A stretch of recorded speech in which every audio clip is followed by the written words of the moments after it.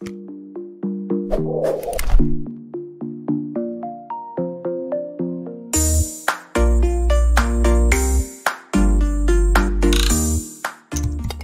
ini didukung oleh Desa WiFi, Tol Langit Desa Indonesia. Salam bahagia kerabat desa Indonesia. Selamat pagi, kita ketemu lagi di Kepoin Desa. Kita kepo-kepo tentang desa, kita tanya-tanya tentang desa dalam satu semangat memuliakan desa-desa Indonesia. Hari ini saya sudah dipilihkan tema yang temanya ngeri ini, menghadapi silent enemy Muara Gembong. Silent enemy itu musuh yang diam-diam mengancam. Ini bahasanya keren. Tadi saya sudah komplain ke redaksi, silent enemy bahasamu tinggi-tinggi terus. Ini beberapa kali ngasih materi ke saya, kata teman-teman redaksi, oh ini dari Pak Sekdesnya ini, Pak Ahmad Gertubi. Selamat pagi Kang, apa kabar? Sehat? Alhamdulillah, selamat pagi, sehat. Sewang Sule, sehat. Oke. Kang, ceritanya apa ini? Muara Gembong, Desa Pantai Bahagia, ada musuh yang diam-diam sedang menghancurkan atau gimana? Cerita, Kang. Muara Gembong adalah salah satu desa yang berada di Kecamatan Muara Gembong. Ada 6 desa di Kecamatan Muara Gembong itu. 5 desa mempunyai garis pantai, hanya 1 yang tidak mempunyai garis pantai, yaitu Desa Jaya Sakti. Sedangkan desa yang lain diidentifikasi dengan nama desa itu sendiri. Ada Desa Pantai Bakti, Pantai Bahagia, Pantai Sederhana, Pantai Mekar, dan Pantai Harapan Jaya. Mereka memiliki garis pantai. Dan kami memiliki garis pantai yang panjang dan luas wilayah adalah 14.060 km. Luas wilayah kami. Itu garis pantainya. Kecamatan Muara Gembong. Ya. Garis pantai dalam satu kecamatan atau dalam satu desa? Kecamatan. Desa Pantai Bahagia sendiri ada 3.020 hektar. 3.020 kilometer. Pantai Bahagia itu nama desanya, kemudian ada di Kecamatan Muara Gembong. Ya, Desa Pantai Bahagia adalah salah satu desa yang ada di Kecamatan Muara Gembong dan paling utara di Kecamatan Muara Gembong dan di Kabupaten Bekasi. Kemudian silent enemy ini sendiri saya ibaratkan adalah sebuah nama, saya kasih judul, sebenarnya apa ya, keprihatinan saya terhadap apa yang terjadi di desa kami. Benar seperti itu. Ketika saya dapat kiriman sebuah peta timelines dari teman-teman UI, ya kirim itu dari tahun 2001 sampai 2020. Dan terlihat nyata bahwa abrasi ini memang sudah banyak menghilangkan daratan, bukan lagi daratan yang hilang, tapi pemukiman, terus juga banyak hal yang dihilangkan oleh abrasi ini. Dan silentnya adalah datang mereka dengan bergerak menyeruak ke daratan, kemudian tanpa banyak disadari ya, ketika kita tidur atau beraktivitas, abrasi tetap jalan seperti itu. Makanya silent gitu. Dan enemy-nya ya saya beranggapan bahwa abrasi itu sebenarnya kerja PR bukan kita sendiri loh gitu kan. Yang harus ditanggulangi dan harus kita stop lah kalau bisa seperti itu. Makanya saya ibaratkan dengan enemy. Seperti itu. Jadi silent enemy ini adalah sebuah kata dari hal-hal yang sudah terkumpul yang terjadi di desa kami seperti itu. Artinya abrasi itu adalah semacam diibaratkan sebagai musuh yang menyerang desa ini dengan pelan-pelan mengikis dan seterusnya, karena karena dia juga tidak berisik, ngambilnya sedikit-sedikit tanpa terasa, maka kemudian itu Kang Qurtubi menganggap itu sebagai silent, kemudian enemy itu adalah perusakan yang dia lakukan, jadi merusak dengan pelan-pelan dan dalam diam gitu ya. Mereka terus santi demi senti menghabiskan, ya mungkin pada saatnya bisa sampai di ujung enggak. Tapi Kang, yang menarik adalah sejauh mana Akang udah melakukan komunikasi nih ke Supradesa. Artinya kan Akang di posisi di Pantai Bahagia itu salah satu desa dari wilayah kecamatan. Berarti kan ada Supradesa namanya desa kecamatan Muara Gembong. Kemudian di atasnya ada kabupaten gitu kan. Kabupaten ya Kang ya, maksudnya ya. Betul. Ada kabupaten, kemudian atasnya lagi ada provinsi, kemudian ada lagi pemerintah pusat. Sejauh mana Kang sudah pernah mengkomunikasikan atau ya curhatlah kepada mereka, ini lama-lama wilayahku yang sekian ribu bisa habis ini kalau didiemin aja. Nah kalau curhat, bersurat dan sebagainya sudah kami tempuh. Mulai dari kalau tingkat kecamatan sih kayaknya udah tahu banget persis, karena mereka juga memantau. Seperti yang terjadi pada hari Senin, Selasa, Rabu kemarin juga kan, sepanjang pesisir Muara Gembong ini terendam banjir rob. Kita saja Desa Pantai Bahagia hanya RW 01 yang tidak terendam, sedangkan RW 02, 3, 4, 5, dan 6 ini terendam oleh banjir rob. Seperti itu. Jadi dengan desa-desa yang lain yang ada garis pantainya, tentu hal ini diketahui oleh Muspika kecamatan, mulai Kapolsek dan Ramil dan camat sendiri. Dan untuk kabupaten, saya sudah mondar-mandir. Alhamdulillah posisi saya sekarang ada di sekretaris desa, jadi saya punya akses masuk ke berbagai dinas, ya, kemudahan akses tersebut. Saya sudah masuk ke Bapeda, kemudian sudah masuk ke PUPR, sudah masuk ke beberapa instansi terkait lah, apalagi dinas pariwisata, karena kita terkumpul di sebuah kelompok sadar wisata namanya, itu adalah organisasi kami, kelompok sadar wisata Alibata namanya, dengan disingkat dengan Pokdarwis Alibata. Alibata sendiri singkatan dari Aliansi Pemuda Bahagia Tangguh, yang lahir berawal dari keprihatinan kita dengan lingkungan, isu lingkungan dan sosial. Kemudian tahun 2016 kita bentuk Pokdarwis, karena kita punya akses ke sana. Waktu itu saya belum menjabat sebagai sekretaris desa, masih sebagai penggiat. Dan alhamdulillah salah satu akses masuk ke Dinas Pariwisata adalah pintu masuk kita untuk lebih bersuara nyaring tentang isu-isu apa yang terjadi di desa kita. Seperti itu. Dan beberapa bulan yang lalu juga kami sudah ketemu sama Wakil Gubernur Kiai UU Ruzanul ya. Bicara tentang abrasi juga. Bahwa apa yang kita sudah lakukan adalah menanam mangrove. Mangrove itu bukan untuk menghentikan loh Pak Gubernur, hanya menghambat abrasi. Kita mulai dari tahun 2013 sampai tahun 2020 ini, Pokdarwis Alibata sudah menanam dengan beberapa rekanan movement, yaitu Sepmugo dan lain sebagainya. Kita disupport oleh mereka, kita sudah menanam lebih dari 300.000 pohon, hampir 400.000 pohon.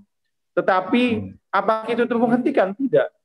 Tetap abrasi itu terus dan terus menyeruak ke daratan. Harapan kami bahwa abrasi ini bisa dihentikan dengan apa?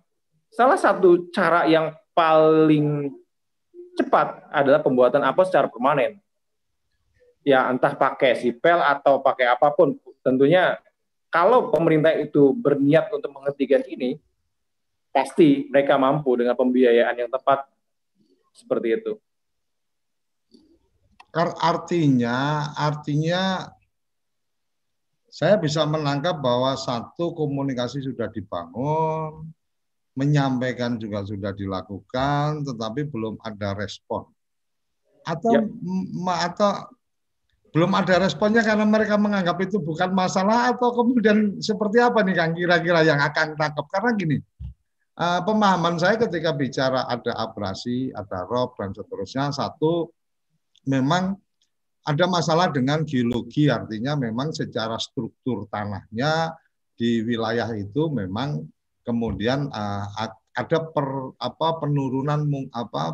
penurunan tanah, muka tanah sehingga kemudian air laut masuk.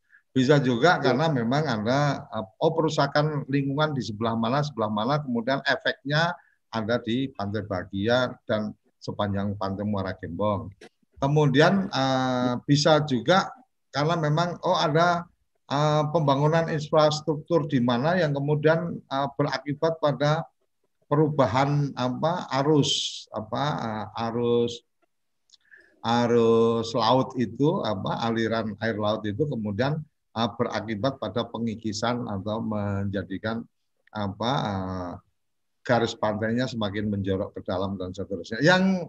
Yang seperti ini pernah ada diskusi atau pernah ada kemudian, ini dari lingkungan hidup itu menengarai akibat apa dan seterusnya. Yuk kita cari jalan keluar dan seterusnya. Gimana Kang? Aku pengen dengar ini. Secara proses, Akang sebagai penggiat Pok Darwis yang kemudian pasti beraktivitas ekonomi di pantai, teman-teman di sana, kemudian ada masalah, kemudian itu coba dikomunikasikan dan seterusnya. Ceritanya kayak apa? Biar kerabat desa mengikuti betul bahwa ada proses yang sudah dilakukan, tapi supra desa kurang perhatian, ini jadi catatan bersama. Nah, kita juga bisa mencoba mencarikan jalan keluar apa, mungkin ada yang kita bisa bantu komunikasikan ke siapa dan seterusnya. Silakan Kak.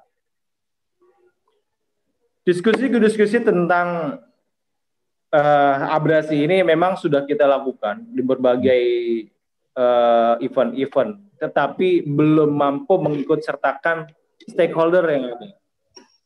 Hanya diskusi dari panel-panel mahasiswa, penggiat-penggiat lingkungan, sedangkan untuk diskusi resmi dengan pemerintah itu belum ada. Kita baru baru kita mengajukan proposal, perencanaan dari desa dan kecamatan pun sudah kita lakukan, seperti pembangunan APO dan sebagainya, kita sudah masukkan ke dalam Srembang. Tapi ini lagi-lagi belum ada tanggapan dari pemerintah. Yang sekarang yang kita bisa lakukan adalah ya tadi kita terus menanam mangrove agar abrasi ini tidak terlalu cepat menyeruak darat, agar abrasi ini tidak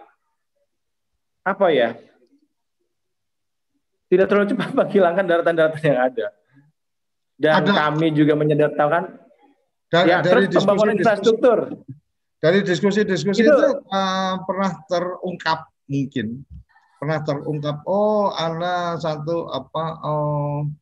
di daerah mana ada pengurukan pantai sehingga kemudian efeknya berasa sampai di wilayah Muara Gembong, atau mungkin ada karena kan sekarang ini yang lagi keren-kerennya kan ada pentaholik atau apa kan gitu, ada masyarakat, ada pemerintah, ada akademisi, ada media dan seterusnya. Mungkin ini bagian, aku sebenarnya pengennya lihat Akang ini sebagai bagian pemerintah, tapi ketika pemerintah di tingkat desa yang tidak bisa banyak berbuat dan banyak berkomunikasi dengan supra desa, kan aku lebih suka melihat Akang ini bukan sebagai sekdes dari Pantai Bahagia, dari bagian pemerintah, tapi lebih pada masyarakat gitu kan, masyarakat Darwis lah. Akan lebih enak kayak gitu, karena kalau kita ngomong pentaholik, kemudian ada masyarakat gitu kan, ada masyarakat, ada pemerintah, kemudian akan diposisikan ke pemerintah, kan pertanyaannya gimana ceritanya pemerintah sendiri nggak bisa nggak bisa komunikasi dengan pemerintah yang lebih tinggi kan repot juga. Jadi mungkin ini antara masyarakat sama media mungkin ya. Akan melihatnya harus seperti apa ini respon dari pemerintah ya. Walaupun sebenarnya kan posisinya di pemerintah. Negara harus hadir. Negara harus hadir, negara kecilnya balik lagi. Ngomong ke Akang ini ngomong sekdes, tapi juga ngomong Pak Darwis gitu kan. Negara harus hadir. Ketika negara harus hadir, negara paling kecil itu desa lah. Ketika Akang sudah hadir di situ, terus what next gitu kan. Ayo Kang, curhat aja nggak apa-apa. Tumpahkan semua sehingga di forum ini kita bisa terungkap bahwa bagaimana keresahan dari seorang Qurtubi yang sekdes yang juga Pok Darwis ini tersampaikan dan acara ini juga kita distribusikan ke para pihak termasuk teman-teman dari kementerian yang kita ada kontak juga kita share sehingga siapa tahu mereka mendengar melihat dan kemudian ini kita perlu turun untuk ketemu sama Kang Qurtubi dan teman-teman yang lain untuk kemudian mencoba membantu memberikan solusi atau bisa jadi ada pihak swasta, artinya kan media, swasta, pemerintah, masyarakat ini bagian yang kemudian pihak swasta atau pihak bisnis melihatnya bahwa karena wilayah ini wilayah yang mungkin masuk dalam wilayah yang kemudian harus ada CSR dari mereka, mungkin ada CSR bisa masuk untuk membantu dan seterusnya. Silakan Kang, dari obrolan ke teman-teman dan juga diskusi-diskusi yang pernah ada, apa sebenarnya yang harus dilakukan atau yang mungkin perlu mendapat dukungan dari para pihak? Ya, sebenarnya obrolan-obrolan simpulan-simpulan yang sudah kita petik dari diskusi-diskusi panjang. Ya, seperti tadi yang saya ceritakan bahwa kita bergerak itu mulai dari tahun 2013 sampai hari ini. Ya, kuncinya adalah untuk meletakkan tanggung jawab untuk penanggulangan abrasi ini adalah di pemerintah. Karena kami sebagai penggiat lingkungan tidak mampu untuk pembiayaan pengadaan APO seperti itu secara permanen. Dan ketika kami diskusi dengan pihak kabupaten pun dalam hal ini Bapeda dan beberapa instansi yang lain, dinas-dinas yang lain, bahwa kewenangan garis pantai ini adalah kewenangan provinsi. Seperti itu, garis pantai ini adalah kewenangan provinsi. Dan provinsi ini ketika mereka datang ke kita pada saat tahun 2018 datang ke kita, dan ada potensi wisata memang di kita itu namanya Pantai Beting. Mereka lihat, mereka pantau beberapa kali survei dan akhirnya mereka setuju untuk membangun kawasan wisata. Tetapi belakangan kawasan wisata ini ditarik, kemudian dipindah alihkan ke desa lain. Karena mereka bilang bahwa terlalu besar kosnya untuk membangun wisata di tempat tersebut, di Pantai Beting. Dan selain di pantai yang abrasi, sebenarnya isunya Mas Suryo bahwa kita juga ada hewan di kita ini, ada primata yang dilindungi, yaitu lutung Jawa. Kemudian ada juga burung yang sudah langka yang masuk appendix 1. Di antaranya ada bangau bluok, terus elang bondol, elang laut, jenis-jenis bangau, kuntul, dan sebagainya. Ini mereka banyak mendiami hutan mangrove yang ada di muara Sungai Citarum. Dan ini pun tempatnya pun tidak begitu aman untuk mereka, karena tempat mereka hidup ini dikuasai oleh para penggarap-penggarap warga desa kami sendiri ataupun warga di luar kabupaten kami, bahkan orang Jakarta pun ada yang memiliki kepemilikan lahan di sini. Nah, sebagai penggiat ya lingkungan, bahwa ini adalah sebuah fenomena di mana sebenarnya isunya seperti ini Mas Suryo, bahwa kita ini status tanah yang sebenarnya yang signifikan di antara Pemda dengan pihak dinas kehutanan pada saat dalam hal ini adalah lingkungan hidup dan kehutanan. status Muara Gembong ini status quo-nya adalah perhutani. Seperti itu. Sedangkan warga masyarakat sendiri, warga masyarakat desa kami ini ingin sekali bahwa kepemilikan lahan mereka ini disertifikasi. Seperti itu. Artinya ini ada lahan garapan di perhutani. Seperti itu. Jadi status-status ini yang membuat Pemda juga tidak begitu berani untuk melakukan eksekusi yang harus dilakukan. Dalam hal ini Pemda Kabupaten. Karena status lahan yang tadi. Seperti itu. Status lahan yang di garis pantai itu ada lahan perhutaninya atau gimana? Bukan di garis pantainya aja Mas Suryo, tetapi di wilayah kami ini Desa Pantai Bahagia yang saya bilang hanya kurang lebih dari 10% yang dimiliki mempunyai girik. Sertifikat hanya sekitar 4%, lebihnya adalah perhutani. Status tanahnya. Dan ketika kita termasuk yang kemarin Presiden bagi-bagi tanah dan sertifikat itu termasuk juga di Muara Gembong, kah? Ya betul, itu ada di Desa Pantai Bakti. Yang hutan sosial itu. Pantai Bakti. Pantai Bahagia nggak dapat bagian itu? Nggak ada. Persis di sebelah desa kami di perbatasan. Luas kawasan tersebut. Nah, dari isu-isu tadilah bahwa akhirnya masyarakat itu enggan gitu untuk melakukan penghijauan dengan menanam. Tetapi ketika kita mulai dari tahun 2013 bahwa sudah nampaklah abrasi ini, datanglah teman-teman dari kabupaten dan kota, pemuda-pemuda yang sangat luar biasa menurut saya. Mereka adalah inisiatornya memulai untuk menanam mangrove di tempat kami. Tentu Pak, kontranya itu lebih besar daripada yang pro-nya. Karena masyarakat sedang berjuang untuk mensertifikasi tanah mereka menjadi hak milik mereka. Sedangkan ada orang lain, orang luar yang datang menanam mangrove, yang notabene menanam mangrove itu, menanam pohon itu adalah pekerjaannya dari dinas dari perhutani dalam hal ini. Maka ada pro kontra di situ. Dan saya melihat dari sisi luarnya ada kontradiksi ini adalah kami ambil garisnya adalah ini di luar konteks mendukung sertifikat atau tidak, tetapi isunya ada isu lingkungan.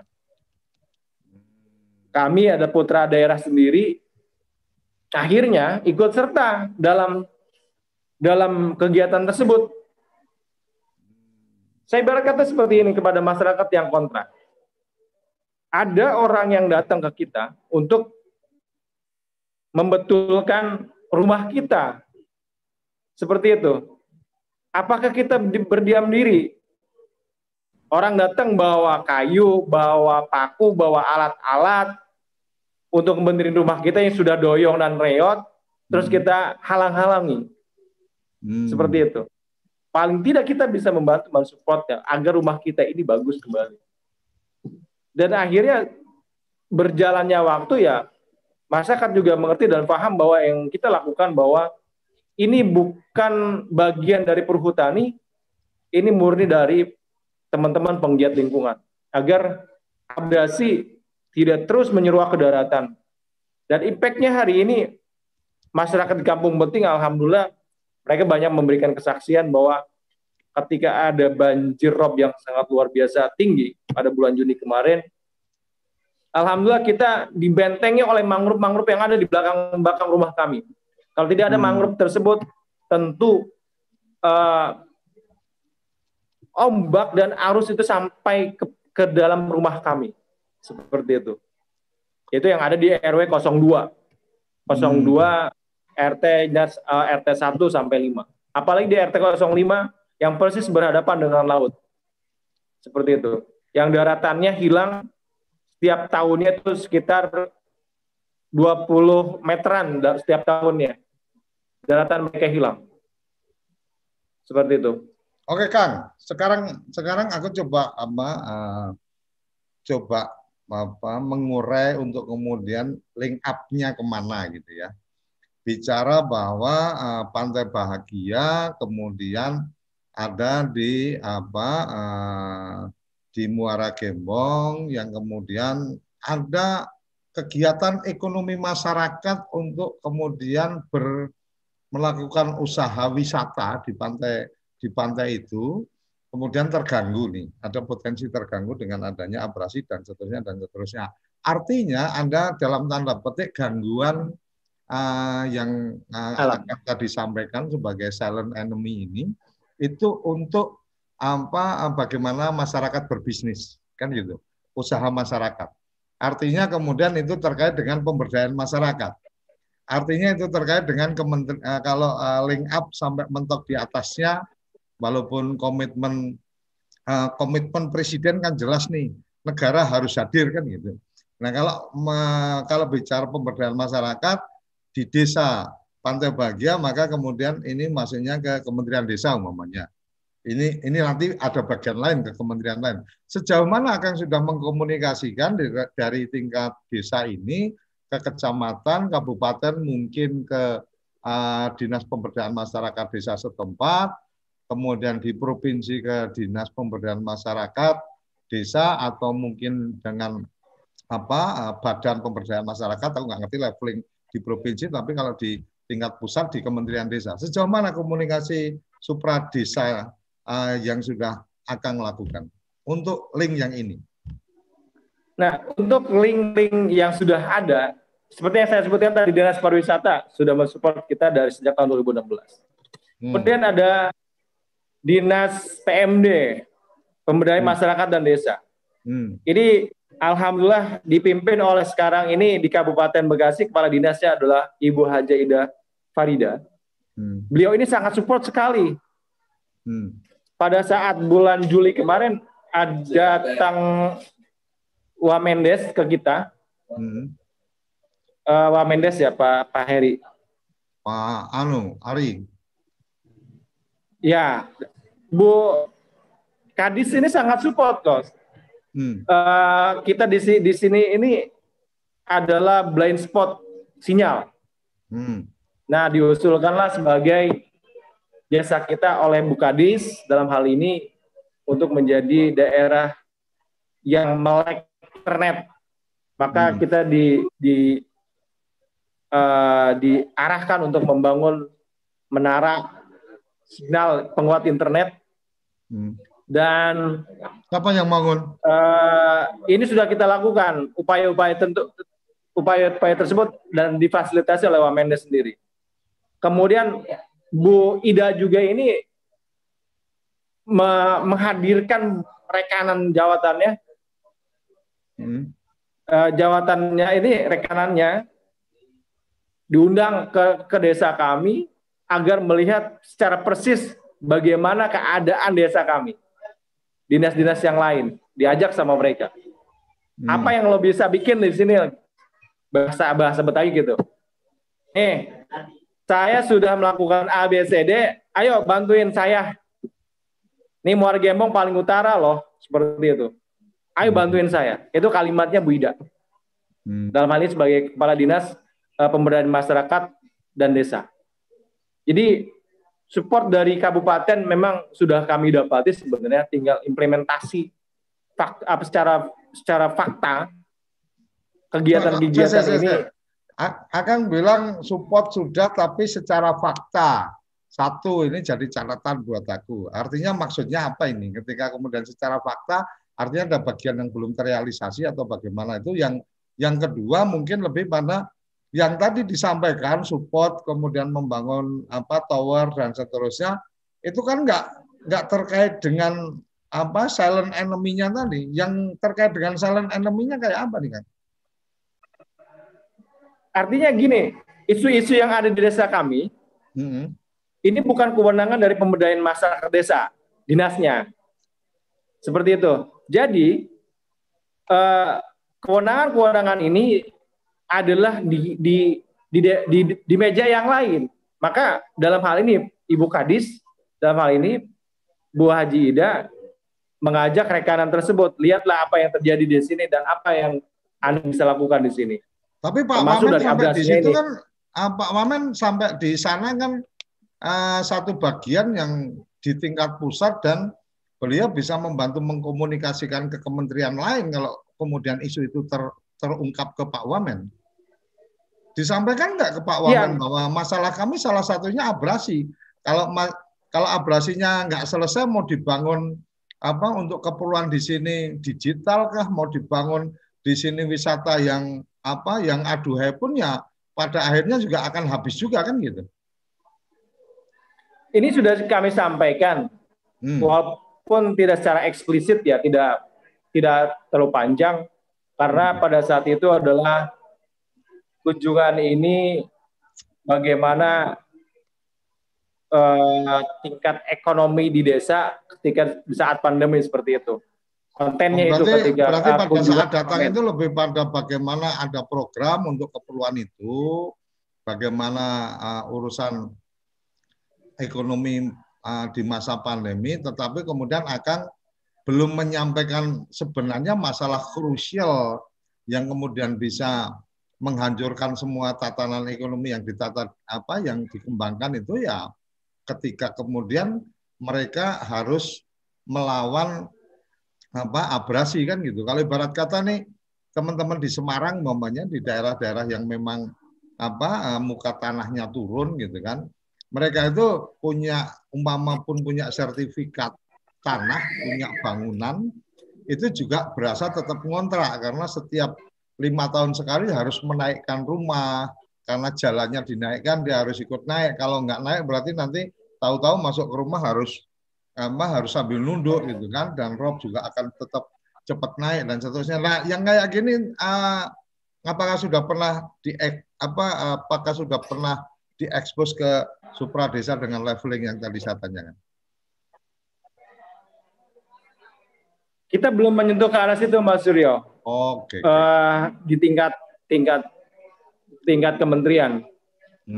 Beberapa teman yang mendelegasikan ke BKSDA dan LH pada saat kemarin jawaban mereka juga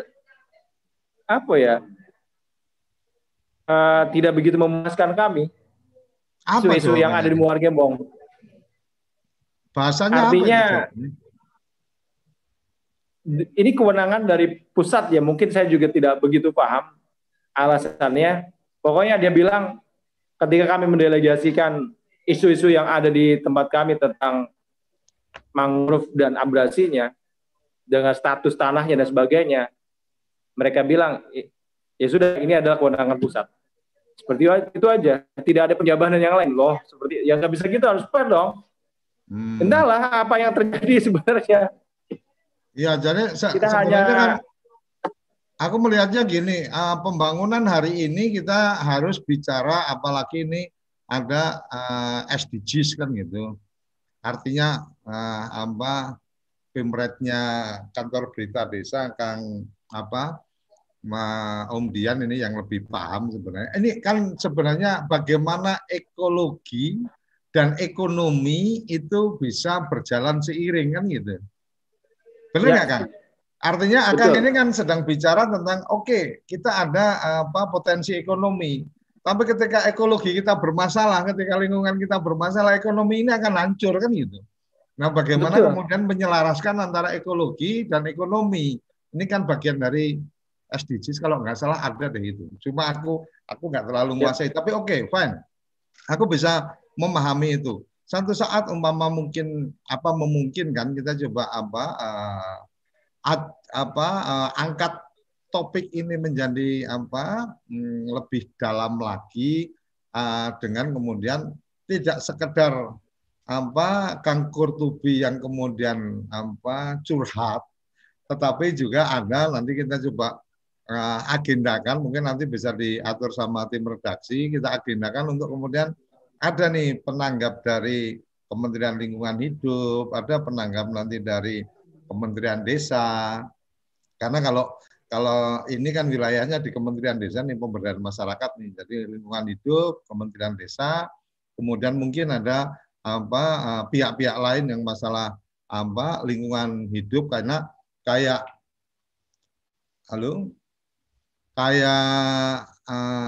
gambarku double. Oke.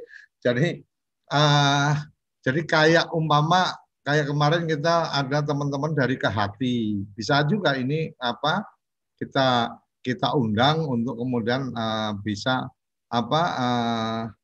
bisa untuk memberikan ini ya, memberikan pandangannya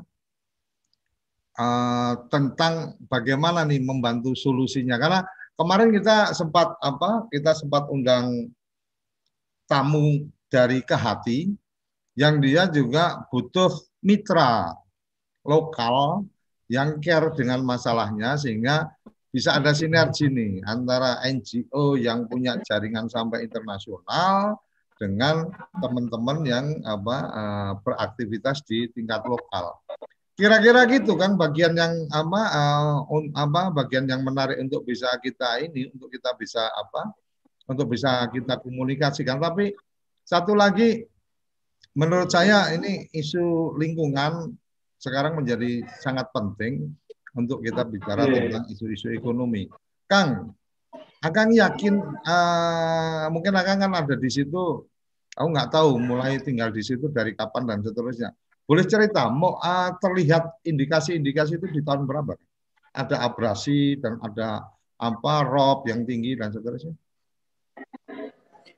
Sebenarnya kalau saya cerita bahwa kakek buyut saya adalah lahir di sini. Okay. Kemudian secara kultur memang Muara Gembong ini tahun 60 dan khususnya Desa Pantai Bahagia kulturnya adalah kultur Betawi. Kemudian mulai tahun 60-70 berdatanganlah orang-orang yang dari luar Betawi, yaitu sukunya dari Pantura, juga dari Banten, sebagian kecil dari Karawang. Nah, orang asli Betawi ini menangkap ikan hanya di sekitaran sungai dan pantai saja, tanpa menebang pohon mereka. Okay. Pada tahun 50-60 nih. Karena mereka bilang, dengan bahasa Betawinya, ya kakek saya yang bercerita bahwa, ngapain lo pade ngebuka lahan, nebangin pohon, lo nyari ikan di kali, lo nggak nyari ikan di laut aja, lo butuhnya berapa, lo pasti dapat. Seperti itu.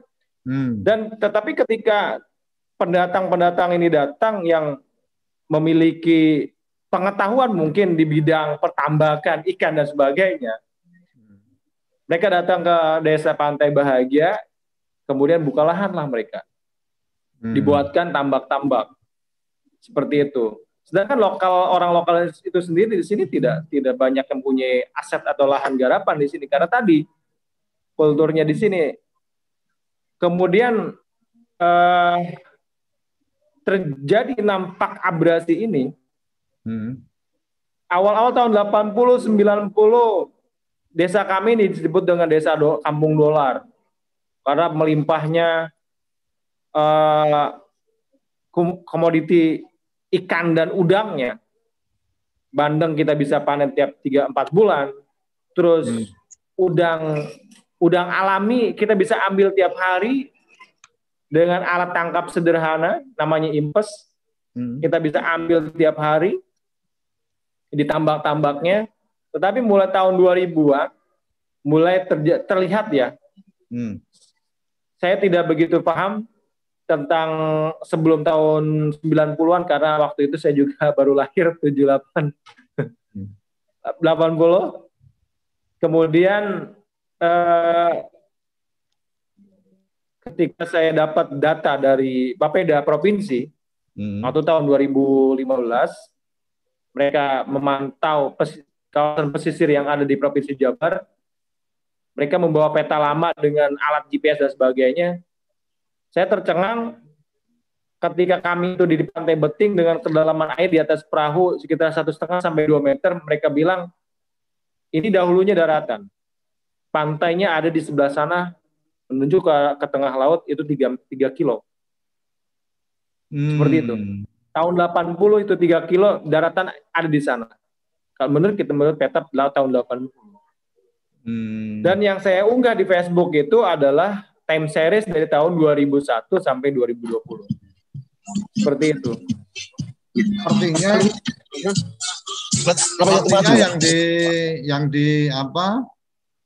yang di tahun 80 sampai tahun 2015 ya, yang kemudian 35 tahun itu ada menjorok masuk garis pantai sampai 3 km menurut data. Ya, menurut data. Artinya memang pergerakan itu ada pergerakan alam yang kemudian masuk, taruh kata kalau kita bikin matematika sederhana aja, 3 km itu masuk dalam waktu 35 tahun, berarti 100 meter per tahun, ngeri juga ini. Iya, 100 meter per tahun ya. Kalau 3 km selama 35 tahun, berarti bentar, biar nggak salah hitung, 3.000 dibagi 35 gitu kan. Iya, ini 30 per 35 ya, hampir ngeri juga ini kan. Luar biasa, artinya masuknya ke pantai dari garis pantai itu masuk ke dalam, yang memang berarti secara proses dari tahun 80 sampai 2015 ada udah terdetek. Tapi kalau dari cerita Akang tahun 80, 90 itu bagaimana perilaku masyarakat dan seterusnya, mungkin Anda dulu zaman tahun 80-an mungkin hutan mangrove-nya masih sangat luar biasa.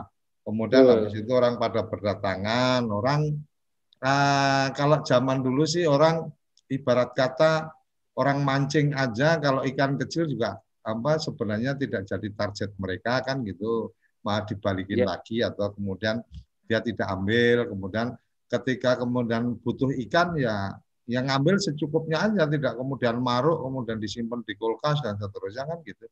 Artinya memang kerakusan manusia juga ini yang merusak alam, gitu kan? Betul. Apalagi kemudian lahan-lahan berubah nih, yang Akang tadi cerita tadinya mungkin di situ teman-teman dari Betawi yang kemudian menjaga lingkungan, kemudian banyak pendatang, mungkin pendatang sudah tidak mengikuti lagi apa-apa adat, tradisi atau kebiasaan yang ada di situ, yang biasanya tidak memperbolehkan motong pohon juga pada motong pohon, mungkin tambah lagi sedimentasi dari sungai-sungai itu dan seterusnya.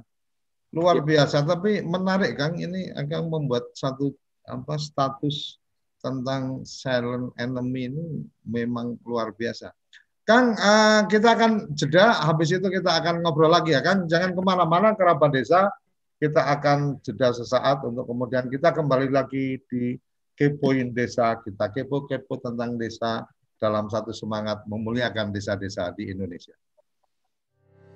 Kamu tinggal di pulau terpencil, pegunungan pinggiran kota, atau daerah di Indonesia yang tidak terjangkau jaringan fiber, ADSL, dan juga 3G. Internetan dengan cepat pasti cuma akan menjadi mimpi. Mau pakai tol langit, pakai Desa Wifi, kunjungi www.desawifi.id.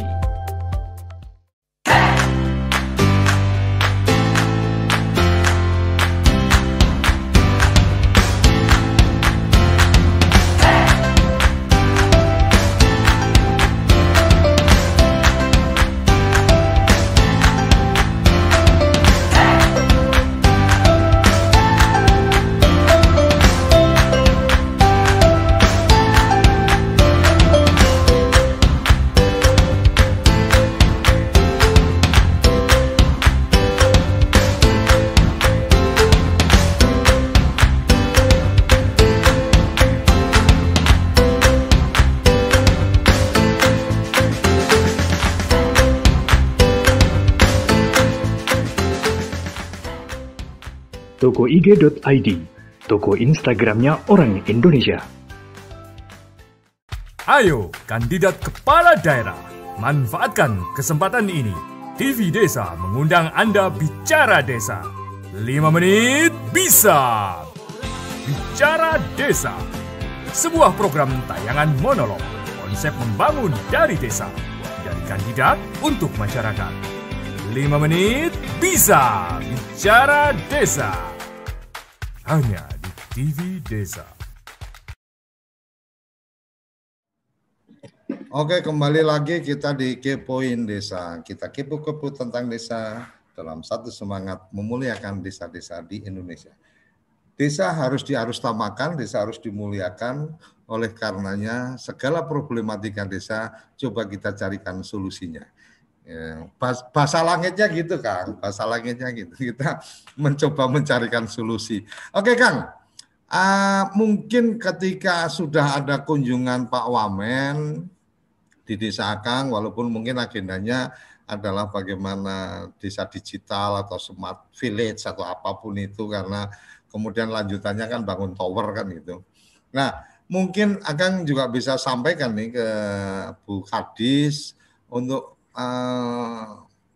minta berakses nih ke Pak Wamen untuk bisa dikomunikasikan salah satu problematika ini yang kemudian, oh ini bisa dibantu dikomunikasikan ke Kementerian Lingkungan Hidup mungkin, kemudian karena ada urusan lahan dengan perhutani, saya yakin Pak Wamen punya akses untuk kemudian yuk dikomunikasikan sama perhutani, karena perhutani kan BUMN, artinya oh bisa ayo diobrolin, atau bisa juga nanti ada teman-teman yang ada di kita ini Lurah Pojok Desa Mas Gatot Bimo ini kan konsennya di bagaimana hutan masyarakat gitu kan, hubungannya dengan perhutani, dengan kehutanan dan seterusnya. Bisa juga nanti kita bantu komunikasikan juga untuk coba diurai bagian per bagian mana yang mungkin bisa terbantu untuk dikomunikasikan.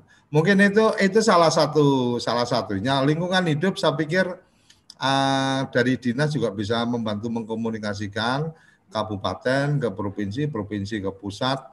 Pariwisata, saya pikir apapun kalau kita bicara pariwisata hari ini,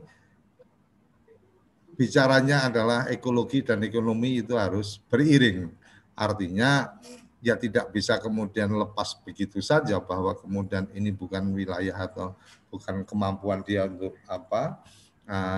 berkomunikasi, tapi setidaknya menjadi konektor untuk ke supra desa dengan leveling yang lebih tinggi. Kira-kira gitu ya Kang, yang mungkin ya kan? Atau mungkin akan ada ide-ide sesuatu yang ini ada yang sudah coba didiskusikan dengan teman-teman mahasiswa, teman-teman kampus dan seterusnya, ada solusi yang bisa dikerjakan untuk menahan itu dan seterusnya. Silakan Kang. Ya, untuk ide-ide tentang ABRAS, ya sementara ini jurus kami yang paling jitu untuk menghambatnya adalah tetap melakukan penanaman mangrove di pesisir-pesisir pantai yang terkena abrasi. Karena yang tadi saya ungkapkan bahwa untuk pembangunan APO, alat pengendali ombak itu tidak sedikit biayanya. Dan kantong-kantong kami ini tidak cukup dalam untuk membiayai hal tersebut. Jadi diskusi-diskusi kami ya sudah, kita terus menanam. Karena mangrove adalah isunya bukan hanya saja untuk sebagai penahan abrasi atau memperlambat abrasi. Mangrove juga sebagai rumah bagi banyak hewan.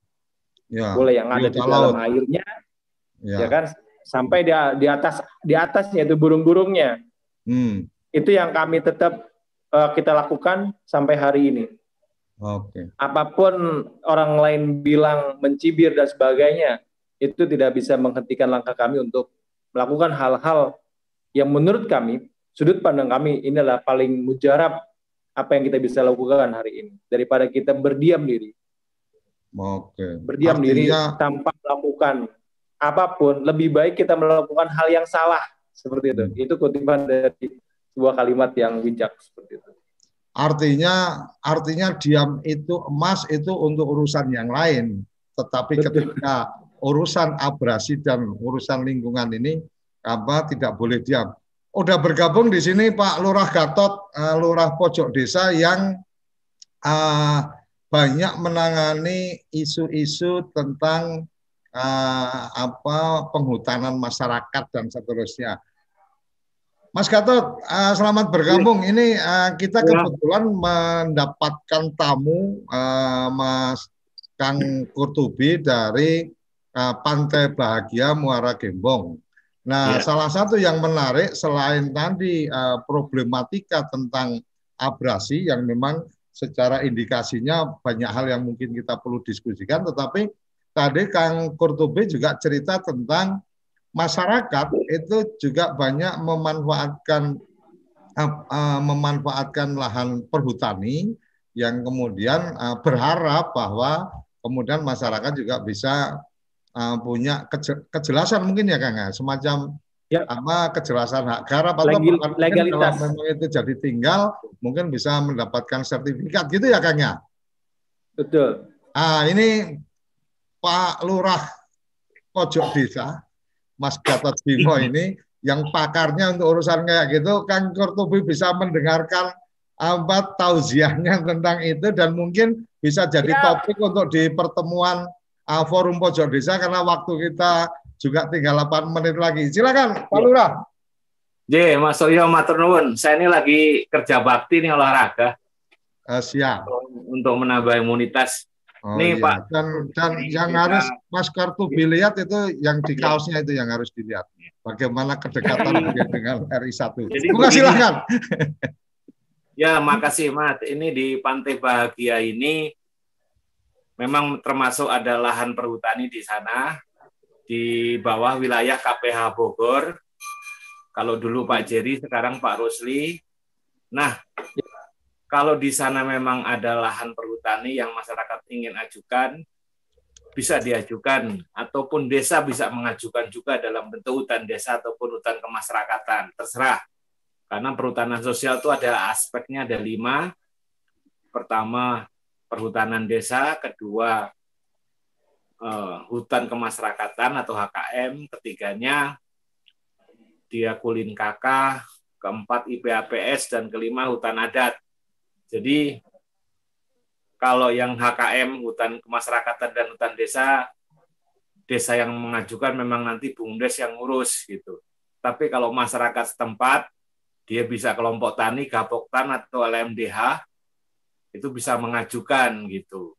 Nanti urusan teknisnya dan berbagai bentuk prasyarat, formulir segala macam, kapan waktu bisa saya minta dihubungkan oleh Pak Suryo dengan Pak ini, dengan Pak, ya gitu, supaya bisa kita pandu secara teknis seperti apa pengajuannya gitu. Karena salah satu yang sudah berhasil mendapatkan izin itu yang dia masuk di Muara Gembong, yang sudah pengembangan udang dan sudah panen juga, sudah lumayan. Udang Fanam itu 1 kilo sampai 95.000 dan potensinya ekspor. Nah, kenapa di Desa Bahagia juga nggak bisa? Karena satu garis gitu. Nah, itu harus nanti kurang lebih kami bisa mendampingi lah soal itu, Pak Suryo. Begitu Pak Kurtubi, ini waktunya sedikit juga ya. Oke, masih ada 6 menit. Jadi gini, Kang Kurtubi, Mas Gatot, ini istimewanya Kepoin Desa. Jadi karena kekuatannya adalah kekuatan persaudaraan. Ini ketika tadi di tengah obrolan kita kok ada menyinggung masalah lahan dan seterusnya, ada perhutani dan seterusnya.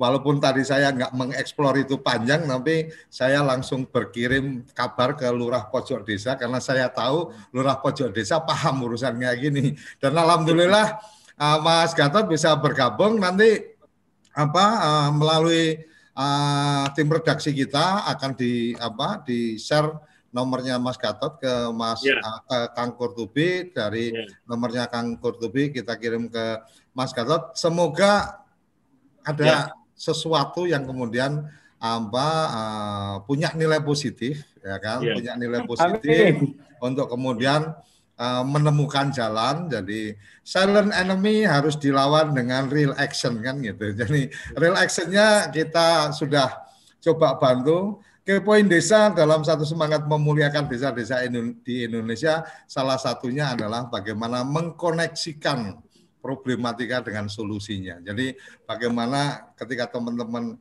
di Pantai Bahagia itu menyampaikan sesuatu, kami mencoba mencarikan koneksinya kemana. Akan selesai atau tidak selesai itu bagian yang lain. Selama kita ada usaha, semua jalan kita coba lakukan semaksimal yang kita bisa. Urusan hasil Tuhan punya cerita, kan gitu. Artinya ini bagian yang coba kita kerjakan, mengkoneksikan pojok desa dengan Pantai Bahagia. Pagi ini kita bisa sampaikan. Closing statement silakan Mas Kurtubi. Ya, silent enemy yang seperti tadi diungkapkan Bang Surya harus dilawan dengan action. Apa yang kita lakukan hari ini, semoga ini berdampak baik bagi masyarakat Desa Pantai Bahagia, khususnya umumnya masyarakat yang ada di pesisir-pesisir Pulau Jawa. Karena nasibnya pun tidak berbeda ya. Harapan kami, kehadiran pemerintah di sini harus nyata dengan melakukan kegiatan-kegiatan bahwa negara hadir loh, negara ada loh di sini. Tidak hanya kami sebagai penggiat lingkungan yang bergerak, kami juga butuh support dari pemerintah pusat ataupun daerah. Itu saja. Dan semoga pergerakan-pergerakan kita ini bisa terus berjalan sampai diwarisi oleh anak-anak kami. Seperti itu. Ya. Oke, luar biasa. Jadi Mas Kang Kurtubi nanti koneksi lanjut ke Pak Lurahnya Pojok Desa. Jadi Pojok Desa ini bukan institusi pemerintah, tetapi sama seperti Kang Kurtubi ketika kemudian bergerak dalam ke Pokdarwis dan seterusnya, pemberdayaan lingkungan dan seterusnya. Semoga terjalin sinergi yang luar biasa. Nanti coba kita koneksikan juga dengan beberapa pihak yang lain yang mungkin bisa menjadi satu peluang untuk semakin mempercepat menyelesaikan problematika. Mas Gatot, Lurah Pojok Desa, silakan closing, walaupun datang terlambat mengikuti sejenak tapi sudah langsung connect. Silakan memberikan statement yang kemudian mungkin bisa melihat ternyata Kepoin Desa asik juga ini, kemudian memberikan solusi-solusi. Silakan Mas Gatot. Ya. Walaupun dia punya program acara sendiri, tapi ini saya undang ke sini juga. Silakan. Ya Pak Suryo, terima kasih. Saya mungkin satu tujukan juga ke Pak Kurtubi, juga ke teman-teman yang lain. Ini menyangkut sebuah upaya desa yang baik, prakasa desa yang baik terhadap satu lingkungan yang ada. Pertama di aspek perhutanan, kedua aspek konservasi. Ini menarik sekali. Pantai Bahagia, mudah-mudahan nanti bisa berkomunikasi banyak dengan Pak Kurtubi. Kita bisa diskusi langkah yang terbaik untuk apa di sana. Aspek konservasinya segala macam nantinya akan bisa menguntungkan desa juga. Terus kegiatan-kegiatan yang di lingkungan lahan perhutanan bisa dimaksimalkan dalam bentuk hak akses kelola atas lahan selama 35 tahun atau dalam bentuk perhutanan sosial. Mudah-mudahan bisa kami bisa jembatani dan bisa melakukan pendampingan di sana. Tentunya nanti saya minta nomornya Pak Kurtubi, nanti bisa diakses lewat redaksi, kita bisa berkomunikasi, dan saya juga bisa berkunjung ke sana. Mungkin demikian Pak Suryo, terima kasih banyak. Oke, luar biasa. Tepat di penghujung 9.30 kita harus mengakhiri acara kita. Terima kasih Mas Kang Kurtubi yang sudah siap berbagi cerita. Dan terima kasih Mas Lurah Gatot, lurahnya Pojok Desa, Pak Lurah Pojok Desa, yang kemudian dengan serta-merta bisa ikut bergabung, dan alhamdulillah last minute bisa memberikan pencerahan dan ada petunjuk jalan untuk bisa berkolaborasi, bersinergi dengan teman-teman di Pantai Bahagia. Sampai di sini Kerabat Desa Indonesia, indahnya pagi ini di Kepoin Desa kita bisa mempertemukan para pihak yang bisa saling bantu.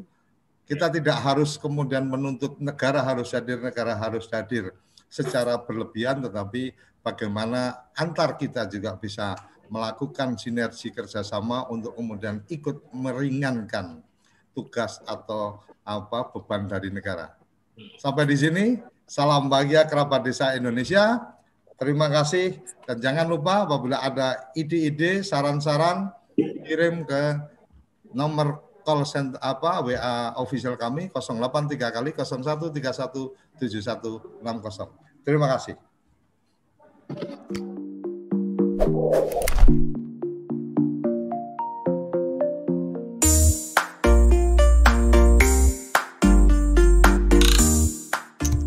Acara ini didukung oleh Desa Wifi, Tol Langit Desa Indonesia.